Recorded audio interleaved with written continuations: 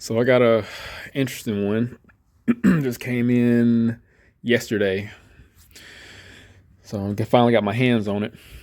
This has a start stall issue. So it cranks, starts, and shuts down when you're not giving it throttle. And if y'all know, based off this engine, it's notoriously going to be related to the throttle body. But I can promise you that's not it. This is not a fuel delivery problem or a throttle issue. It's something else. This car came from another shop. They put a water pump on it. It had some coolant leaks. There's a water pump. Looks brand new. It also has current leaks. The coolant bypass tubes are leaking. Intake gaskets are like worn too, but they're not showing the typical vacuum in the crankcase. So we're gonna leave that alone. This car also has wiring issues. You can see that there's some wires that were tampered with.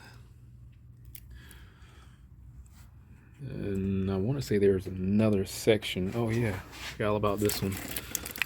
Here also saw that rubbing against the belt.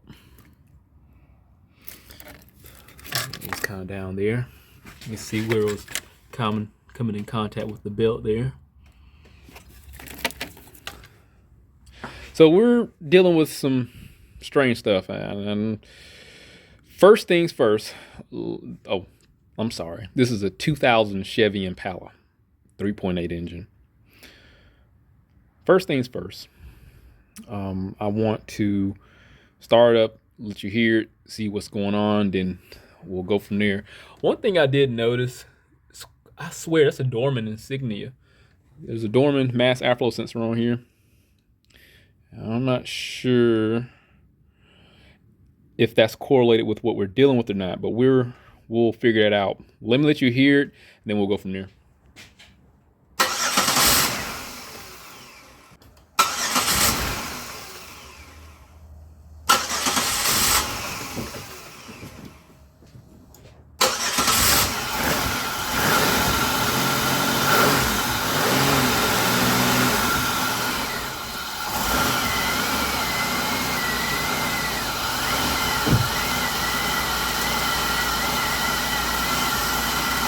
So if you hold the accelerator pedal, it'll run, but then it'll want to choke up and stall.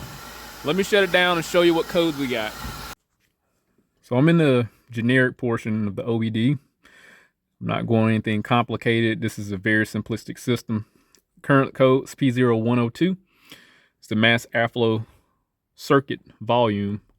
Look at the freeze frame data, and it's the intake manifold, engine coolant, open loop. There you go. 0 pounds per second. RPM is high. It should have been at least about 2. So we know we're dealing with the mass airflow issue. So what's next? We're going to go into live data and see what's going on with that. Do we have any fluctuation? Let me start up.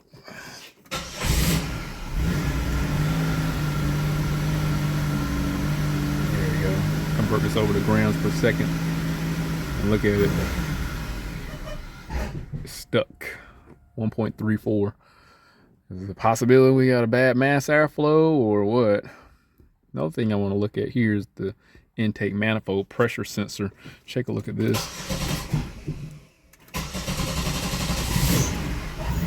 Look how that's not moving.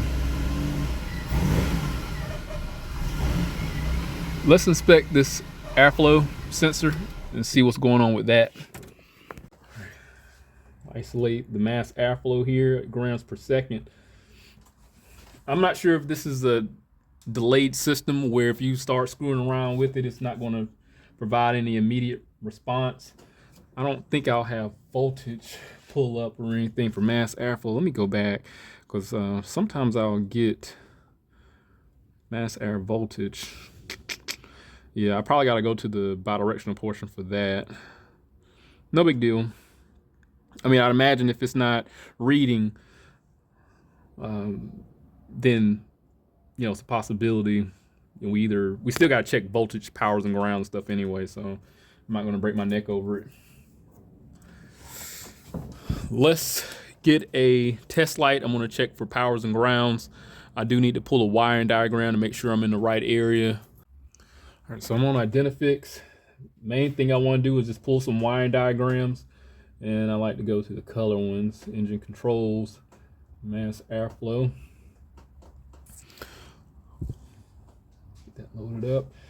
So the first thing we're going to do is check for powers. I just got to figure out which wire is going to be power, even though I don't need to, but I would rather be on the right side of things looking at diagrams, because I could still check for power, but I might be checking, two different sources with power. Here's our mass airflow right there. So we need to go to the pink wire, which should be constant power. That's going to be C terminal, which is on the far right side, and then ground is going to be B. So that should naturally be the center. All right. What I'm going to do, I'm going to take a pin and use the ground as my ground instead of having to put my test lamp lead on battery ground. So logically, this should eliminate, which it is.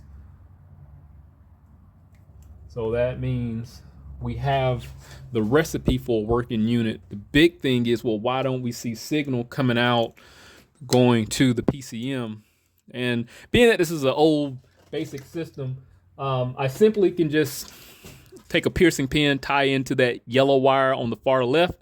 So that should be our signal, just going through a process of deduction.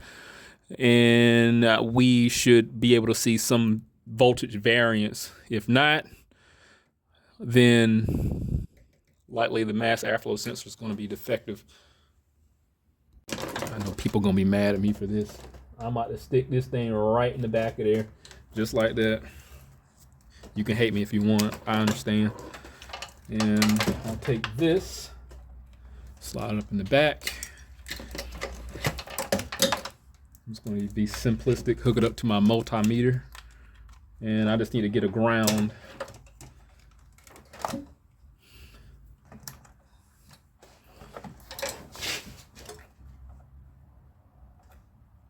Okay. So we have a value. We might just have a bad mass airflow sensor. So it's 5 volts, it's stuck high. I should be able to pull it out and wave my hand around it, and it should fluctuate. I want to do that versus starting the car up. So you have to have a hole in the center of your Allen key for it to work. You can see that right in the center. So you have to have that. And I can't remember where I got these from, but it was a very useful tool.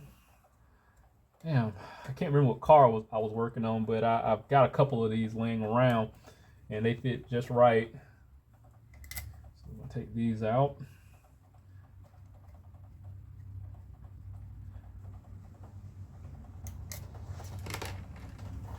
Pull this out. I mean, it looks fine, right? All right, let's hook our multimeter back up. See if we can blow through the mass airflow and see if the values change.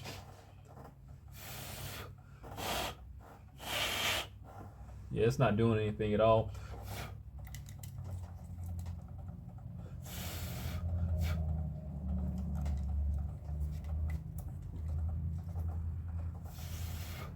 Yeah, it's not changing at all on the signal side.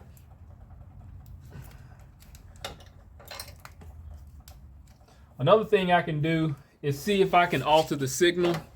So maybe if I pull the signal down, will the computer reflect? Sometimes it don't work unless the car is running. Sometimes like the code can surface and it'll go through it'll negate any value, but I don't know how this system works.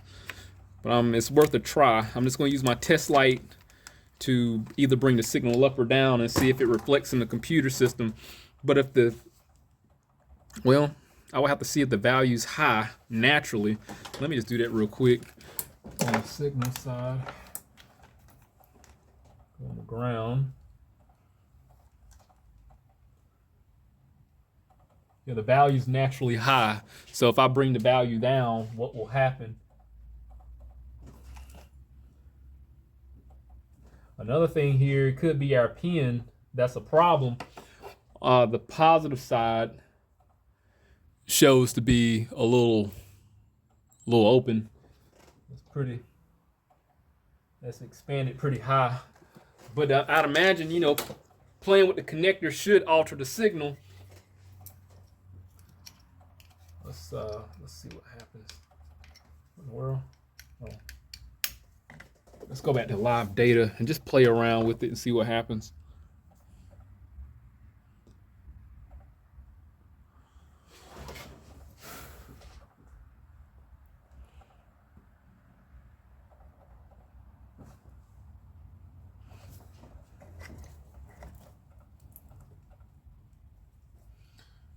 It's not changing anything. Let me see if I take my test light and pull the value down.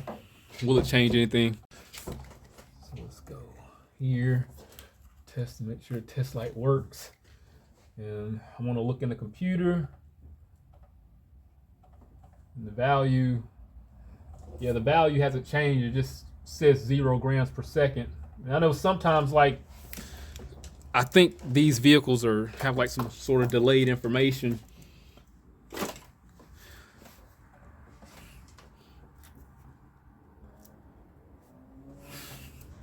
I think in this case, let's try a resistance test and see what it shows, because it seemed like it's just an open circuit. So we're gonna go to the powers and grounds. The ground was in the center, power should be to the right, and should be, I don't know what the normal range is, but it should not be mega ohms. So we got 200.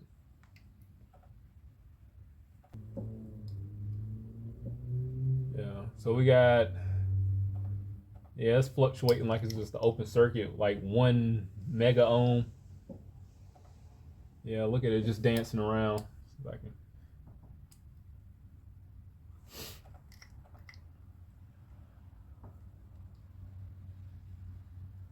Yeah, look at it just dancing around. So that had a value, but then it just keep going to mega ohms, like it's opening the circuit up. So there's something internally wrong with this, and I would like to see if I can alter the signal going to the PCM. But my biggest thing is, well, if we had a recipe for a working unit, we should have saw voltage change on the signal side. If there's no change on the signal side, this is just going to be a defective unit. You know what? I had the Chevy video I just did. I got the mass airflow sensor here, but look at this. They have the same connector. So I'm just going to try this out and see if the value changes or not in the computer. As a matter of fact, let's just do a resistance test on this one and see if the values hold the same or not.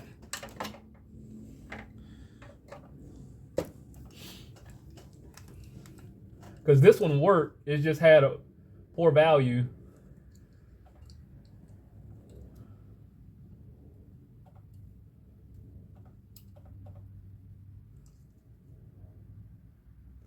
So this one,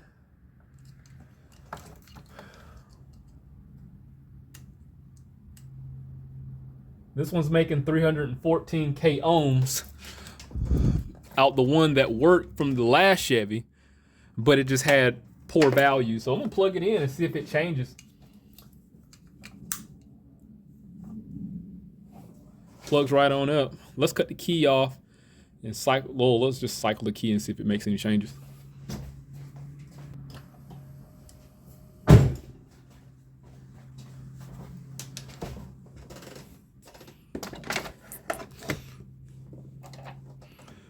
So live data. Yeah, it's not showing any value. So the vehicle probably just needs to be running. So, but if it's not, I'm just gonna plug my signal wire back in and see if the values are changing.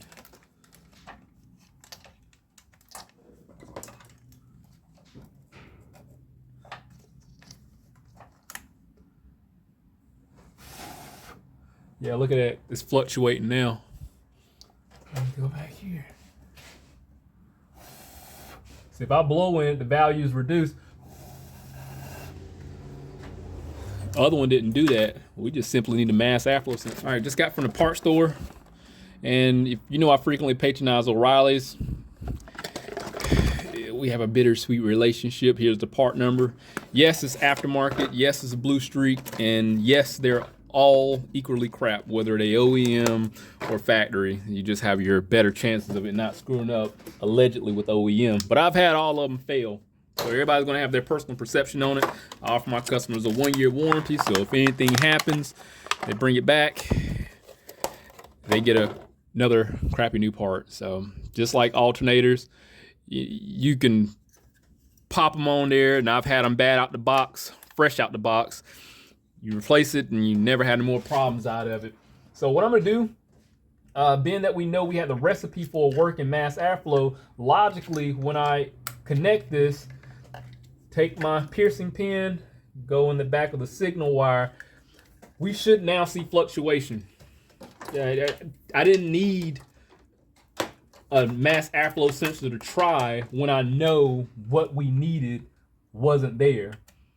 Let me see if I can, oh, the key's not on. I got the key on now. All right, let's see what we got. Well, we only got 2.7 volts, so we cut the voltage in half.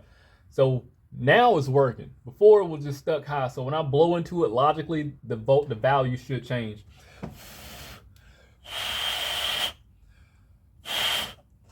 Now we got fluctuation. So there's no reason this mass airflow sensor is not going to work now. The car should start up and run on its own, but my next concern is going to be that map sensor sitting over to the left of me. That's what we're going to have to check next. Let me get these screws back in and let's see if it starts up on its own.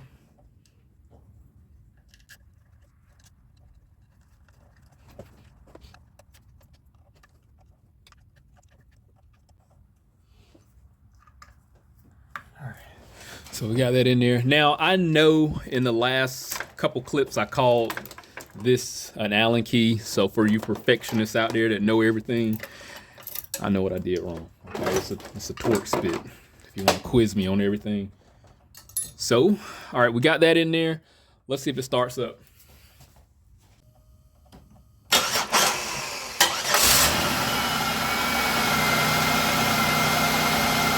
First hit, start up and run just as fine as it wants to. And we'll shut it down and start it back up.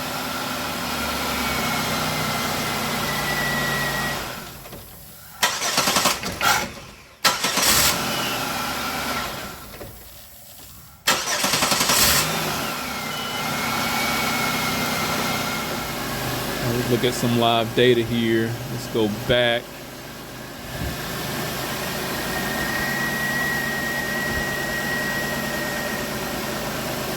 So our mass airflow.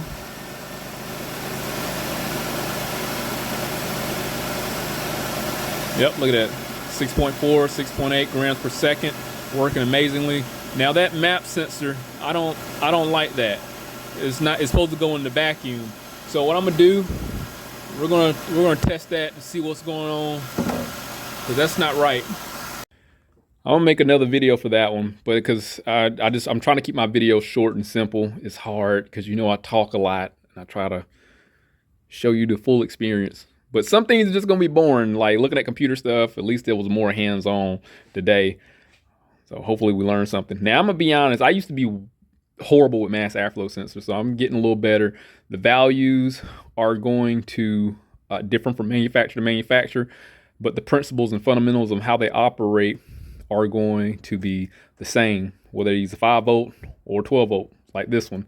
The less of the wires, the easier, in all honesty.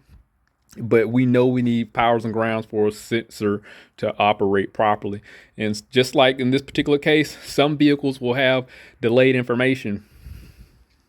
So when you start going through some testing measures, you gotta be cautious about that. Secondly, as far as testing signals going to the computer, I didn't have to worry about wire integrity when I had a 5-volt reference coming from our signal wire here. So we had adequate ground in the center, adequate power, and a 5-volt reference right here on the left. So that even though we had delayed information, that was a clear indication that that computer had the capability of adequate feedback. So anyway, so that's done. I'm gonna start a new video on this one, so this map sensor. Because that needs to go deep in the vacuum, and I discovered that simply because when I started up looking for some signs in the basic data, that didn't drop. So if anything happened, I'll definitely update. Hit that link, subscribe to the channel, stay informed, how to reach us on my work. See you on the next one.